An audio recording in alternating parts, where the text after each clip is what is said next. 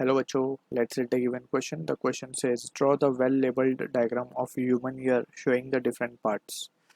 So इस question का जो key concept we need to understand is the concept of human ear.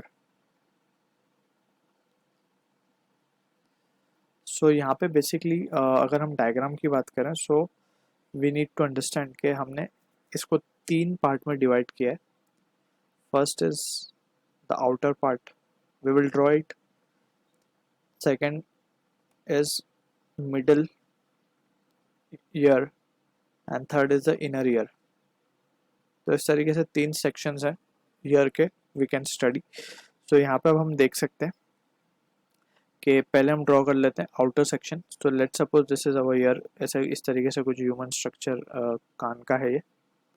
ठीक है, यहाँ पे कुछ इस तरीके से we have the sections and यहाँ से इस तरीके से कुछ हमारी ऑडिटरी कैनल जाती है इस तरीके से. ठीक है, इस तरीके से. तो यहाँ पे जो आउटर सेक्शन है इसे हम बोलते हैं पिन्ना. ठीक है, जो हम फील कर सकते हैं अपने हाथों से. ठीक है, ये पैसेज है जिससे साउंड जो है पास होता है अंदर की तरफ, उसे हम कहते हैं ऑडिटरी कैनल. Auditory canal. ठीक है, अब इसके बाद आता है हमारा इस सेक्शन पे ये आता है. यहाँ पे थोड़ा सा इसको थोड़ा ब्रॉडर बना लेते हैं. इस तरीके से ये आता है हमारे पास ईयर ड्रम जिसे हम बोलते हैं. तो ये है हमारा क्या टिम्पैनिक मेम्ब्रेन इसे बोलते हैं. बायोलॉजिकल नेम है इसका टिम्पैनिक मेम्ब्रेन या फिर इसे हम बोल सकते हैं ईयर ड्रम. ठीक है, अब ये जितना सेक्शन हमने अभी तक ड्रॉ किया ब्लैक कलर में this is the outer section. ठीक है ना, तो यहाँ पे हम इसको इस तरीके से मार्क कर देंगे. ये है आउटर ईयर. अब हम दूसरे कलर से शो करते हैं. लेट्स से पर्पल कलर हम ले लेते हैं. अब जो हम सेक्शन शो करेंगे वो होगा हमारा इनर मिडल ईयर. ठीक है, तो हम यहाँ पे अगर ध्यान से देखें मिडल ईयर की अगर हम जब बात करते हैं so middle ear comprises of 3 bones जो कि टाइनीएस्ट बोन है इनसाइड द बॉडी. तो इसमें एक बोन तो कुछ इस तरीके से एक बोन है हमारी. ठीक है, हैमर की शेप की. ये कनेक्टेड होती है एक इस तरीके की बोन से जिसे हम कहते हैं इनकस या फिर एनविल होता है इसका. एनविल की तरह स्ट्रक्चर है इसका.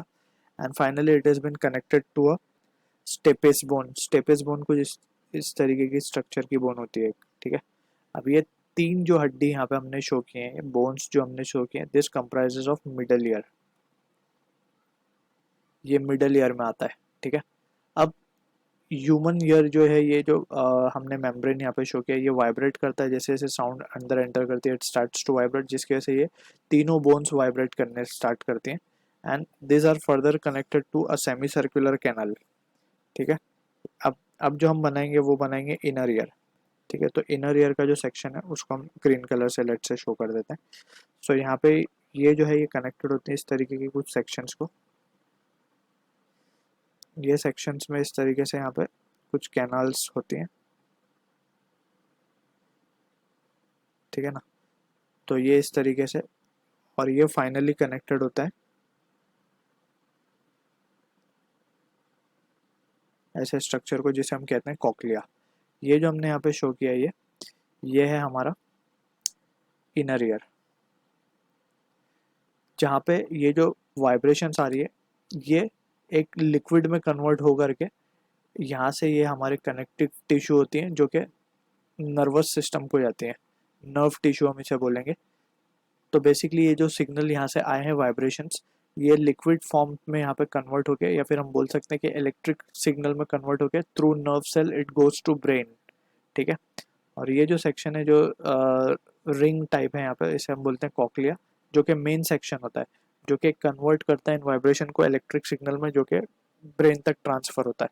ठीक है, so this are the diagram और the parts of human ear that we need to keep in mind. So यहाँ पे हमने आउटर का सेक्शन दिखा दिया, इनर दिखा दिया और मिडल दिखा दिया. अब थोड़ा सा हम इसको नेमिंग भी कर देते हैं. यहाँ पे जो तीन बोन्स है यहाँ पे हमने जो नेम किए इसको हम बोलते हैं ये है हमारी मेलियस, ठीक है, या इसको हैमर भी बोलते हैं, कॉमन नेम है इसका। ये है हमारा इनवेस इनकस, इसको हम एनविल भी बोलते हैं, कॉमन नेम। और ये जो है थर्ड बोन जो है बेसिकली ये है हमारा स्टेपिस, ठीक है, इसको हम स्टरअप भी बोलते हैं इन कॉमन लैंग्वेज। और ये ऑल टुगेदर दिस, इन तीनों को हम मिला के बोलते हैं ऑसिकल्स, ठीक है ना। तो this is about the middle section, और यहाँ पे हमने इनर सेक्शन को तो दिखाई दिया, cochlea which is the main part. So this is the complete diagram of a human ear with different parts. So I hope you understood the solution. All the best.